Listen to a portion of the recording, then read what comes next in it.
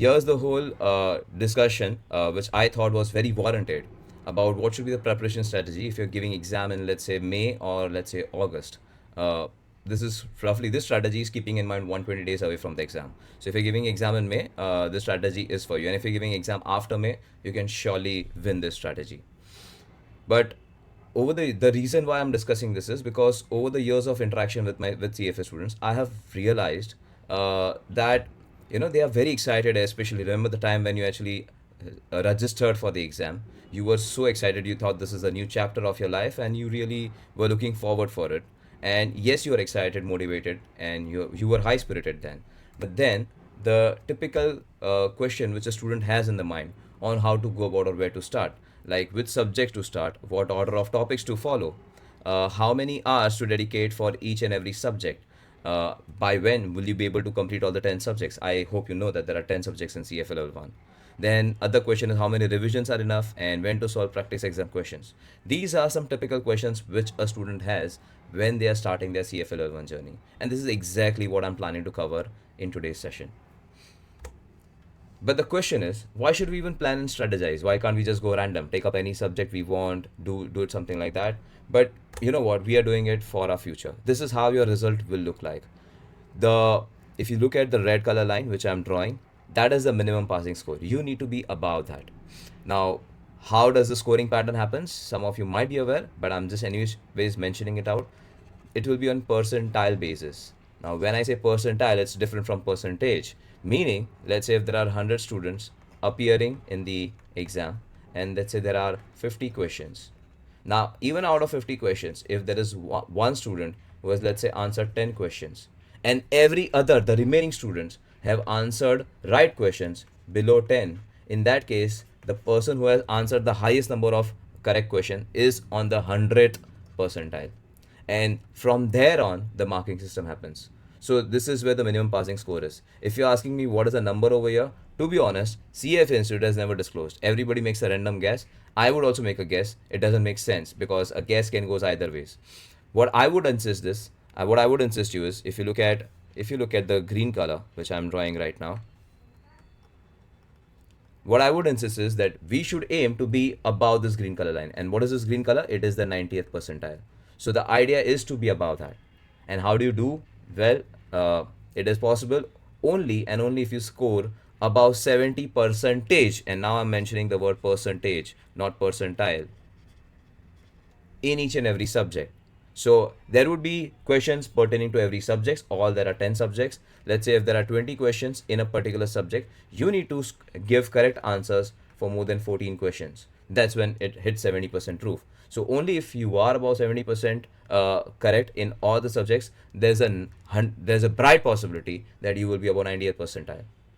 So yeah, why do we plan and strategize? This is what the world thinks. And trust me, if you read all of these reasons, I'm not going to read it, but if you read all of these reasons, half of these reasons will give you anxiety attack. Instead, what I would suggest is we are planning and strategizing because we want to be in the top 1%. Oh yeah, people always get concerned that array CFA level 1 ka what should be the passing percentage? Is it 40%? Is it 35%? Oh my god, it has fallen down to 30%. But why do we even care about it when we are focusing and aiming to be in the top 1% or for that matter top 10%? So that's the whole idea with which we are trying to manifest. So let's move on. So this is the result we aim to achieve, and to go through that we need to face the exam day. So I'm just taking you through what the exam day would look like. On any given exam day, there will be two sessions. Again, I'm using black color. There will be two sessions, session 1 and session 2. Each session will be of 2 hours and 15 minutes. And both these sessions together will have 180 questions, that is 90 questions each. There are 10 subjects in CFA level 1, and those 10 subjects are divided between these two sessions. The first 5 subjects will be covered in the first session, and the remaining 5 subjects will be covered in the next session. So 90 questions for the first 5 subjects, 90 questions for the remaining 5 subjects. But here's what it makes it interesting. In the first session, let's talk about that. There will be a separate section, I'm using the word section, for a subject called ethics and professional standards. So you will know that this question belongs to this subject. And now probably you could make a right guess. The thing is, For other four subjects within first session, there will be questions in the jumbled up manner. So there could be question 1 on quantitative methods, question 2 on economics, maybe question 3 on quantitative, question 4 on FSA, question 5 on corporate, question 6 on economics, 7 on corporate. I guess you got the drill what I'm trying to say. So the questions over here will be in the jumbled up manner. Only a thorough amount of preparation will be good, will help you, navigate through such kind of jumbled up manner. So there will be, it won't be, the questions won't be organized. You'll have to figure it out when you read it, that, oh, okay, this is economics, this is corporate. So that's the level of preparation you need to do. And we'll talk about that. How do you nail this? But nonetheless, moving forward in the second session, now between two sessions, you will get roughly around 30 minutes break.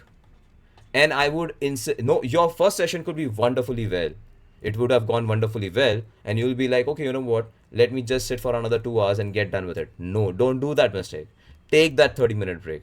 It's a human mind. You need that break. Take it while they're giving it to you. Okay, just refresh, freshen up. Maybe I drink water. Maybe eat something. But please, please, please, do take that break. It is very important you do that. So yeah, the coming on to the next session, the remaining 2 hours and 15 minutes. Again, there will be a separate section for portfolio management. So you'll be able to easily identify that this question belongs to portfolio management. But again, you will not be able to identify questions for the remaining four topics because these topics, questions will be in a random manner. Question 1 will be on equity, 2 will be on derivatives, 3 will be on fixed income, 4 will be on equity, 5 will be on alternate investments. So I guess you got the drill over here. So you need to prepare accordingly. Now here's the thing.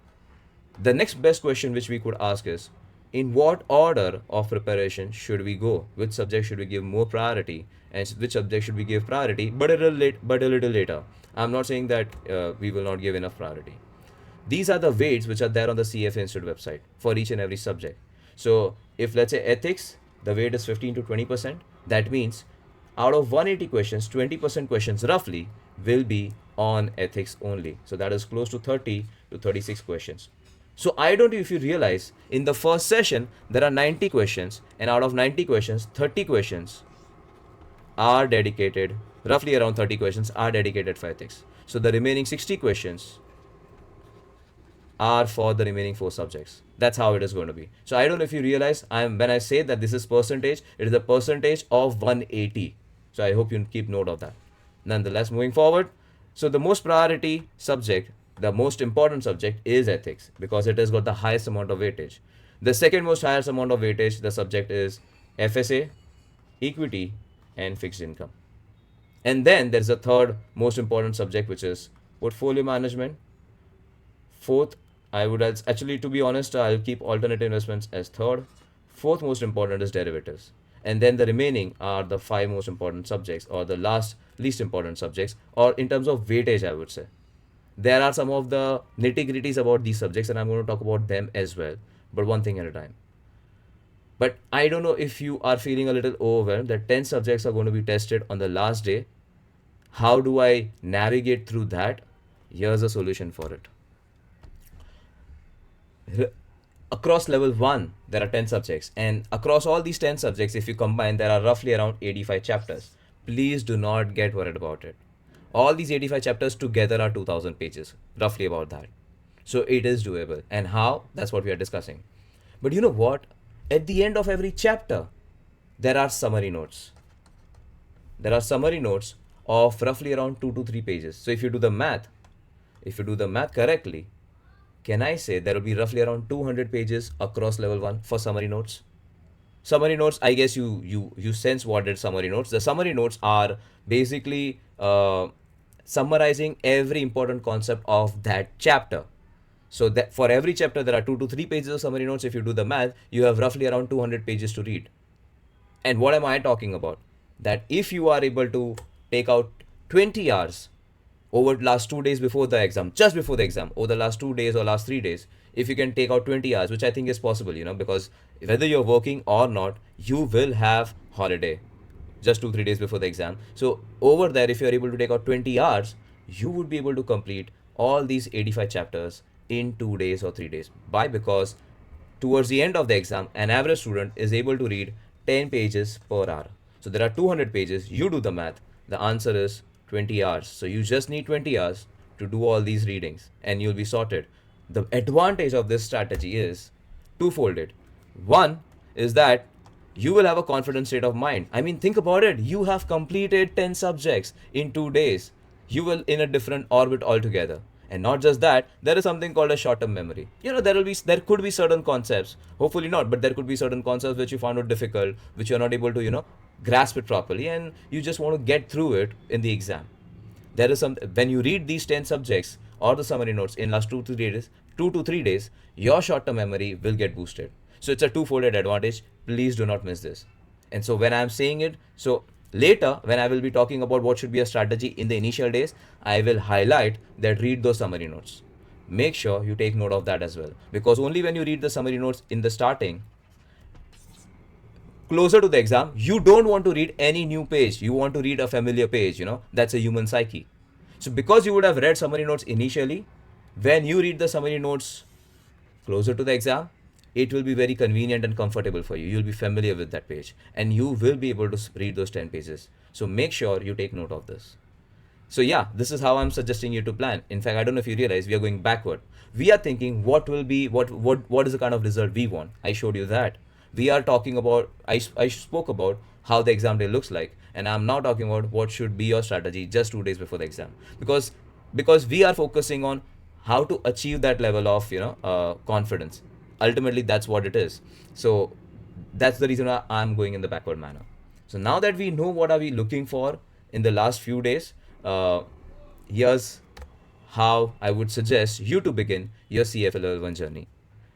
Right now, I'm not really focusing on the number of days which you're going to take. I will talk about that in the next slide. But right now, the focus is on the order of the subject.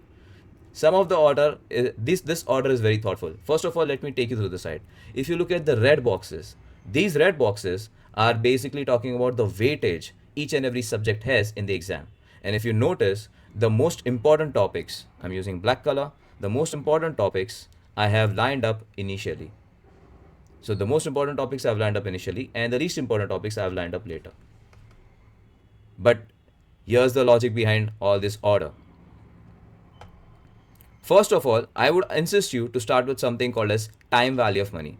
Now this is your basics of time value of money.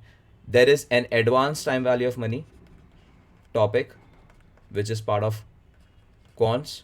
I am not asking you to do that. I'm asking you to do the basic. Where do you find the material for this? There is something called as a prerequisite reading material for quants.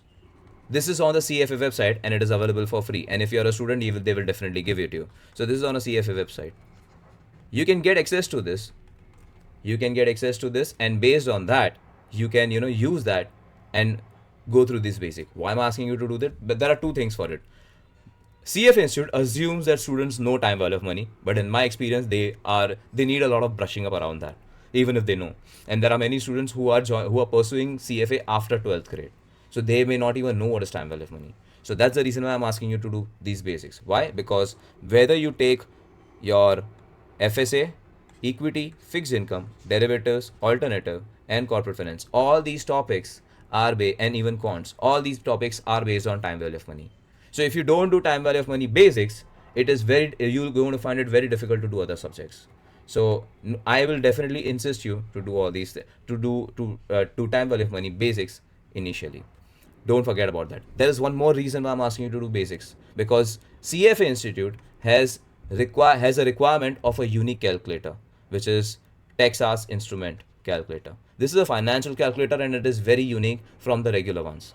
You need to learn how to use that calculator. Again, that is what it will teach you, the time value of money basics. So please make sure that you do that. And now that you have done with this time value of money basics, and by the way, it's not going to take much of the time if you observe, it is barely going to take 12 hours. But then I would ask you to take FSA, one of the most lengthiest subject and one of the most important subject.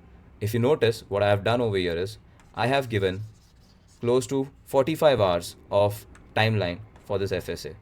By the way, it is important that I tell you how did I arrive at this time. Why am I saying 45 hours to FSA? Why 25 hours to equity or 35 to 50 hours to fixed income? When I was deciding the time, I went through each and every chapter and I guesstimated. I'm making an honest. I'll tell you that I made a guesstimate that this particular chapter should take roughly around this time. My basic assumption is an average reader can read 7 pages in 1 hour for the first time, whenever they are reading it for the first time. So from that perspective, I've done 45 hours, and by the way, it is conservative. If your speed is a little higher and if you're very much focused, you might be able to complete this subject in 40 hours or even less than that. But I have given all these numbers on a conservative basis. So yeah, FSA 45 hours, the second topic which you need to take up. Why? Because it is lengthy and it is also important from exam point of view. Now you'll be a little tired doing FSA because FSA will take a good amount of time and you'll be a little exhausted. And you will also get worried about, hey, you know what? I've just done one subject and there are 9 subjects to do. So yes, next best subject I would ask you to do is equity. You know why? Because it is important. Yes, it is important, but it is a little, easier to do. 25 hours, and that too on a conservative note. You could be able to do it in 20 hours as well. And then again, fixed income. Now, equity and fixed income, if you want, you can swap. You can do fixed income first and then equity first and then fixed income. I told you why I put equity over here, because FSA is a lengthy subject. You'll get exhausted doing FSA. You will need a subject which is a little faster so that you get that confidence level boosted up. So I've also kept the psyche of a human psyche in mind when I've designed all these strategy or the flow. So after doing equity, I would ask you to do fixed income. Now, to be honest, fixed income is one of the challenging subject. Trust me, it is damn fun. If you get the math properly, if you understand the calculations properly, you'll love it. So fixed income is the next best order I would suggest you to do. And then I would ask you to do derivatives. I would ask you to do derivatives only after you do equity and fixed income and time value of money. Because if you don't do all these things and straight away jump to derivatives, you will not understand equity and fixed income. So yeah, derivatives, next best. Yes, it is less in weightage, but it is very challenging. It is a little complicated than fixed income. Because it is complicated, I will still ask you to do derivatives first. Yes, it is less important, no doubt about it, but it is a little complicated. So yes, I would ask you to do derivatives. Then alternative investments. Alternative investment is the smallest subject you could have done because it is just going to take 8 hours. It's the smallest. And it will probably be done in 2 days or maybe roughly 3 days, not more than that. Why alternative investment after derivatives? Because alternative investments talks about something called as hedge fund. And hedge fund guys, they make use of equity, fixed income and derivatives investment to make investments. So you'll be able to understand alternative investment better after you do all these things. And lastly, after alternative investments, I would ask you to do portfolio management. What is portfolio management? It talks about investing in different securities and different types of investments like equity, fixed income, derivatives. So portfolio management does make sense that we talk towards the end because you're managing the portfolio on an overall basis. Now here's the thing.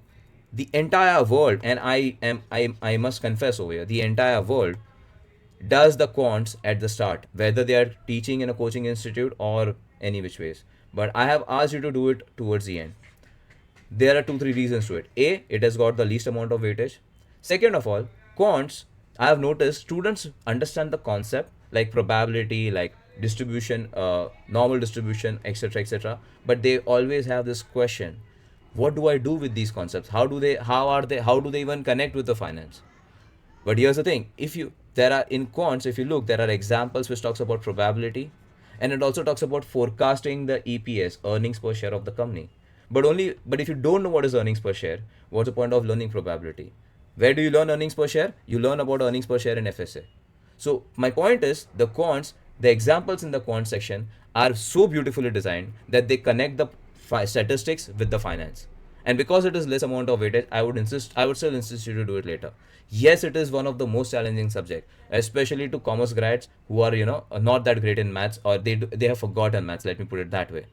They do struggle with it, but quants, I believe, is very important. Quants, I would still insist you to do it at the end. So that is what. And then there is corporate issuer. It is the most simplest subject, like alternative. Anybody can easily figure it out how to go about it. I have dedicated 20 hours. You could probably do it in 15 hours. As I've told you, all these numbers are on a conservative side. So if you want, maybe if you're good at studying, if your speed is good, and if you're focused, you might be able to do it all these subjects in 5 to 10 hours less. Again, corporate issuer is the least important. And lastly, economics. Now here's the thing. To be honest, if you want, you can put corporate finance somewhere in between over here, and economics also somewhere in between over here.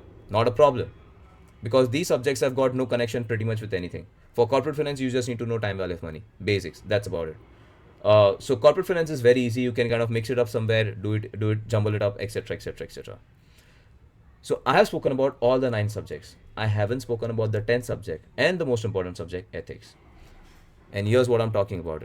You see, ethics is the driest of all the subject. It has got no calculation, no numbers. It is just theory, theory, theory, and theory. Most of the students, they get a little bored with it. Ethics, because it is very lengthy as well. Now, why am I saying lengthy? Because if you were to refer the materials given by prep providers like coaching classes, it is going to be very small and short. You will feel you can do it in 3 days. But this is what I'm asking you to do. I'm asking you to read ethics only and only from the CFA Institute notes, the curriculum. It is very lengthy over there. And it is going to take a lot of time. If I have to do the math, it will take you around 60 hours, roughly, to read the entire curriculum. But I am insisting you to read curriculum. Why? Because CFA Institute is not okay if you score less in ethics. Zero. They don't have that tolerance.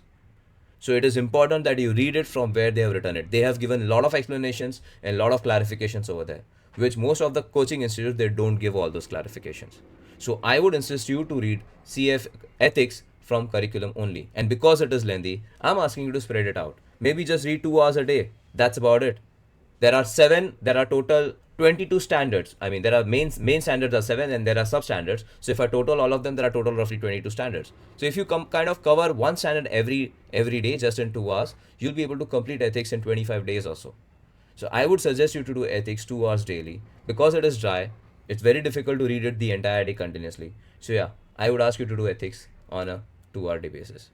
So this is how I would suggest the order of the topic. I hope you have taken a note of it, because in my opinion, this is damn logical and exam oriented. I have given important topics focus earlier and less important topics focus a little later. Just one last couple of points over here. Now you could say that, you know what, derivatives is small, alternative investment is small, corporate finance is small. Why should I even, I mean, most of the students, they take these subjects lightly. They don't take derivatives lightly because it is damn challenging, so they are immediately alert about it. But they definitely take alternative investments and corporate finance lightly. Why? Because they are smaller subjects, easy to do, etc., etc., etc. But what am I asking you to do is not take it lightly. You need to realize, because these are smaller subjects, CFA Institute has got very few options to ask question from. So over here, they end up asking question from every corner of the subject.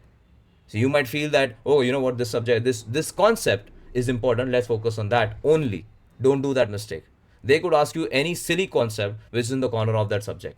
So don't do that mistake. Make sure that you focus, give equal importance. Your focus should be equal when you're reading a particular subject. Again, why am I telling you? Because I have also noticed there are students who have scored above 70 in all the subjects and less than 50 in alternative, and they have failed in level 1. So don't take alternate investments lightly, and even other subjects. Give them equal focus. You can read them later because they are less important. But I never intended to say that take it lightly. Give equal amount of focus. I hope I'm very clear on that. If you do all these things, again, these are conservative numbers, but it will take you roughly around 250 to 300 hours by yourself. And I'm telling you, by yourself. I am excluding your time when you're joining any coaching institute, because it's very simple. If you don't study, you will not be able to, grasp it properly. Coaching institute is making your life easier, saving your time by, what do you say? By making it easier, by breaking down the concept for you and making it easier for you to understand. But for you to remember, retain, recall, you will have to get your hands dirty. So this is 250 to 300 hours is what I'm asking you to put at your end. So nonetheless, if you talk about 250 to 300 hours, the question is, in how many days should I be aiming to complete? Here's what I'm suggesting. First, if you are able to dedicate roughly around 4 hours a day, my best guess is you'll be able to complete these subjects in around 60 days, the first 60 days. And how would a day look like for the first 60 days? Here's how, in my opinion, could look like. Again, this is just my opinion. I'm not asking you to do it like this. It's just that it will give you some sense about how to go about it. Working professionals, I would ask you to give 4 hours a day. If you're a student, I would ask you to give 4 to 5 hours a day in the first 40 days. And then the remaining 20 days within the first 60 days, increase your number of hours if you can. Working professionals, you will have a lot of challenging time adhering to this. I know 4 hours is not a joke. It's not a joke, and I agree with that. But you will have to fish it out, because you have already agreed to go ahead with this particular kind of journey. So please stick to that promise and make sure that you're pumping in that 4 hours every day. Even if you've had a bad day with your boss or with a client, please try to fish out 4 hours. Maybe 2 hours in the 2 hours early morning, 2 hours at night. Maybe you can do it that way. In fact, what you can also do is, this is again very important. Remember, I told you about summary notes, which will help you in the last 2 days of the exam. Here's where you can start working on it. Let's say, for example, in the first 7 days, you have completed your FSA. First 7 days, or let's say first 10 days. Now, if you're going to take 60 days to complete first full study of all the 10 subjects, it probably means that you will start FSA reading on the 70th day, or maybe the 61st day. 61st day. So you are there is a gap of roughly around 50 days between the time you completed a particular subject and you're reading the next and revising that subject. What I'm asking you to do is break it down. Why don't you take out 30 minutes daily and read the summary notes of the earlier lessons? Let's say summary notes for FSA. Here, the double advantage of a summary notes, or reading summary notes over here is, the double advantage is, when you will read, when you will do the revision, you will not find it completely alien. You will be comfortable with it. And second of all, remember summary notes, I told you that they are very important if you are able to complete it. For you to complete 10 subjects 2 days before the exam. So yeah, summary notes. Please do not give it a skip. No matter how bad your day is, this 30 hours, this 30 minutes of summary note reading is non-negotiable. Unless you are unwell, that's a different story. But everything else, please take care of this part, 30 minutes. Again, the student have the question, when should we solve practice questions? Yes, I'm asking you to do it. Again, take out another 30 minutes and solve practice questions for some another subject, let's say equity. Here's the advantage. FSA you are reading, so revision is happening. Equity you're solving questions, so yeah, in a way revision is happening. But another thing is, if you take out 30 minutes and solve, let's say, even 20 questions, and if you do this for close to around 100 days, you would have done 2,000 questions, my friend. 2,000 questions, not a joke. But you know what? You just did 20 questions a day. But on a holistic basis, you covered a mountain. You just walked one step a time, but you covered a mountain over a 100 day period. So 20 questions, take out this 1 hour. This 1 hour which I'm saying is non-negotiable. Don't do that. And then after that, maybe take out 2 to 3 hours or maybe 4 hours if you can to do these subjects, the challenging subjects if you want. Maybe comfortable subjects, your call. Take a shot, but do it. Overall, I'm asking you to do 3 subjects a day. The revisions of 2 subjects through summary notes and practice questions, and then a fresh subject which you have read it for the first time, which you're reading it for the first time. So please make sure that you do that. Later, what I'm also asking you to do is include ethics somewhere. I would suggest don't do ethics 4-5 months before the exam. You'll forget it. Try to do ethics 3.5 months before the exam. So if you're giving exam in May, maybe you can start ethics sometime in February or maybe mid-February, not late than that. And then when you start ethics, give 60 minutes to 90 minutes daily, or maybe 2 hours if you can.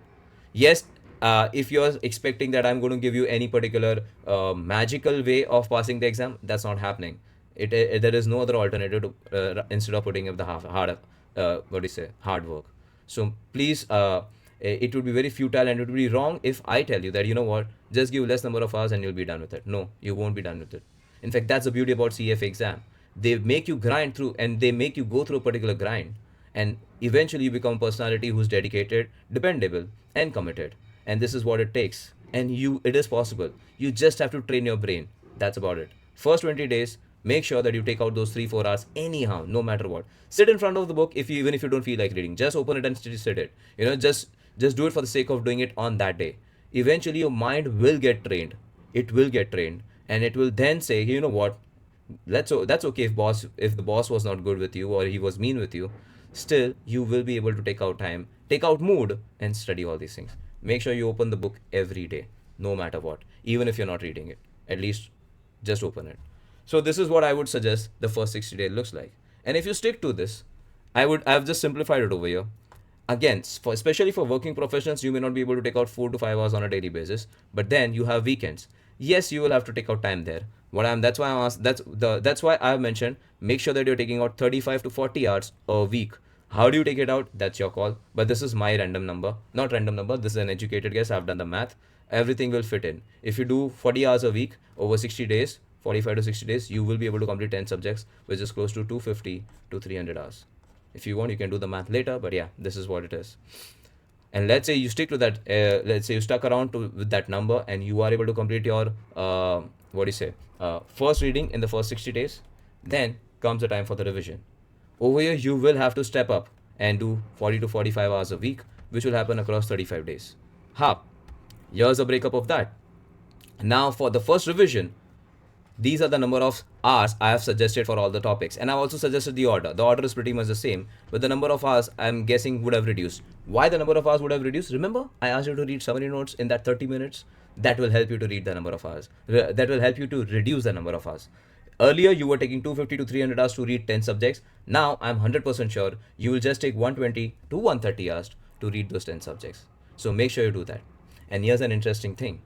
Before you start revision of a particular subject, let's say FSA, before you start your revision, I am asking you to take out around 60 to 80 questions of each subject and solve them before. Oh yes, I'm asking you to solve it before.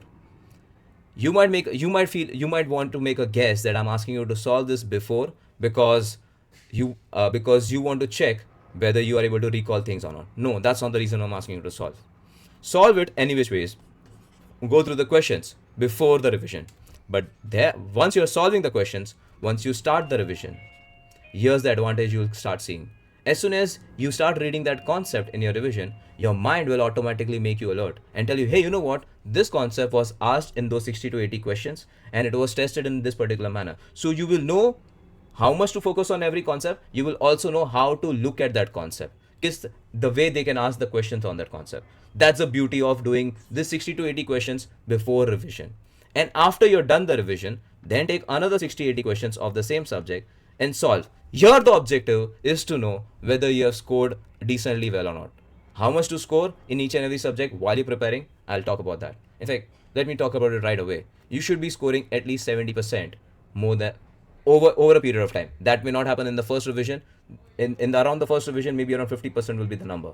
After the first revision, maybe once you're doing more and more practice closer to the exam, you gotta reach to 70%. That's what the eventual target is. So yeah, do that.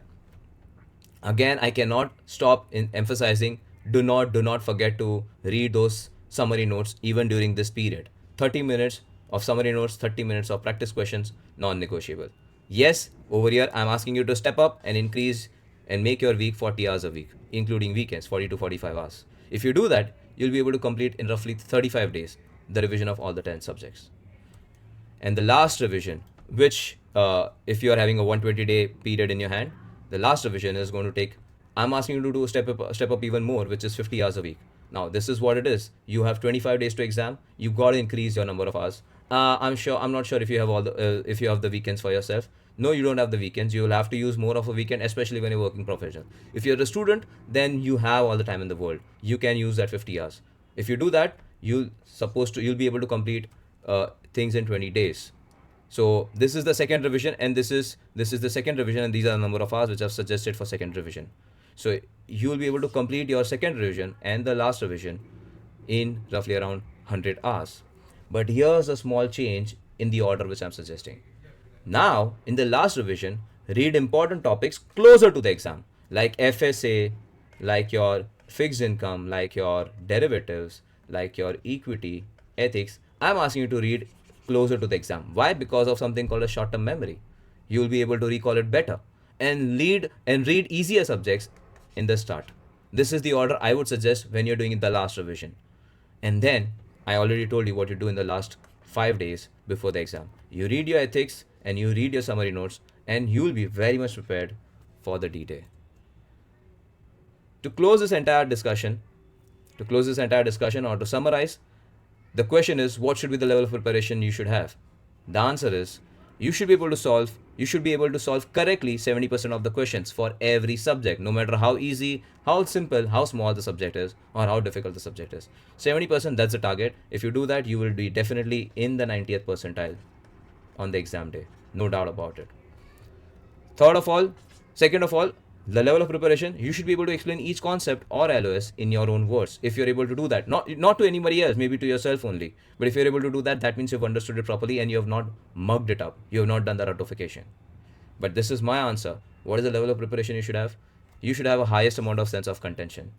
If you feel that you've done everything you could have, there's a bright possibility you will pass that exam. So don't forget all these points which I said. Read summary at the end of the chapter. Pen down additional points if any if you want every time you read that chapter. Solve topic wise questions before and after revision. Solve curriculum practice questions.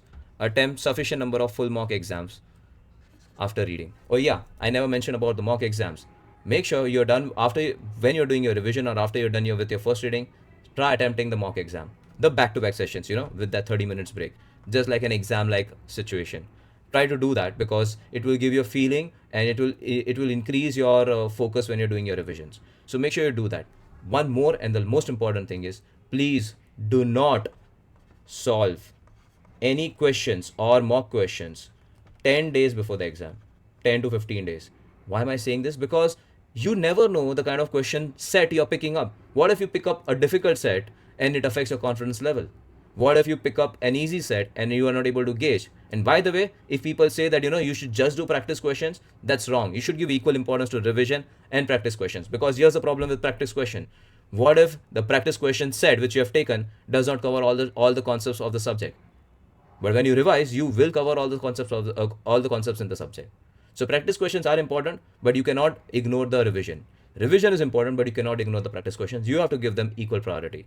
But again, I'm saying do not solve the questions in the last 10 days. They are anyways going to test you. What's the point of testing yourself last 10 days before the exam? You could make an argument that what, I'll come to know where do I stand, but what are you even going to do about it in the last 10 days? Let's say you are wonderfully in a perfect position.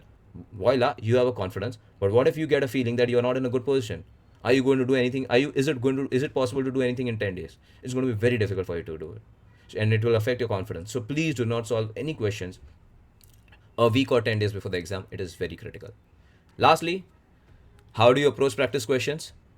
Try to solve when you are solving preparation. I'm talking about the preparation. Solve it without using method of elimination. I mean, don't say, hey, okay, A is not the answer, C is not the answer, okay, so that's a B is the answer. That's not the level of preparation we are talking about. You can have this approach when you're doing exam, when you're giving exam. You can use this approach, not a problem. But when you're preparing, please avoid from having this approach. Second of all, choose the best option amongst the given option. At times, I come across students saying that, what, A and C, I mean, A, B, and C, there are three options given, and they'll say, what, C option, the option C doesn't even make sense. It should not be in the question. Well, you are not the authority to even decide that, unfortunately. You could be right, but if the C option is given in the question, you have to consider it and choose the best amongst them. Many places you will realize that A and B, two or three options, are very close to each other. Choose the most optimal one. That's the idea. Because all they use is the kind of words they use in the exam question is choose the least accurate, choose the most accurate, the most likely, the least likely. They don't say true, false, and all. They are saying they are looking for the option for you to select the one which is the most closest to the actual answer. So that's what they are looking for. It's very important that you keep note of it. And lastly, make sure that you notice these things. Whenever you're solving practice questions, whether it is 20 questions in 30 minutes or whether it is a mock question, whatever it is, make sure that you realize every time you got that question wrong, it could be either of the three reasons. Either your understanding of the concept is poor, either you read the question wrongly, you did not read the question properly. For example, the question says choose the least accurate, but in rush you forgot or you did not read the word least, and you will end up choosing the wrong answer. So that is poor reading. And then there is poor interpretation of the question. The word could be choose the least inappropriate answer. That means they are asking you to choose something which is true in a very simple language. They are asking you to choose the option which is more closer to the truth. This is what least inappropriate means. Inappropriate and least. So they are looking for something which is more appropriate. So make sure that you interpret the question properly. Here's the thing. When you're solving practice questions, all the questions which you have got wrong, put them into these buckets. It will help you focus. It will help you know where to focus more. So with this, I conclude our discussion on how to prepare that CFA Level 1 journey. I hope this was helpful to you. And if you have any questions, do let me know.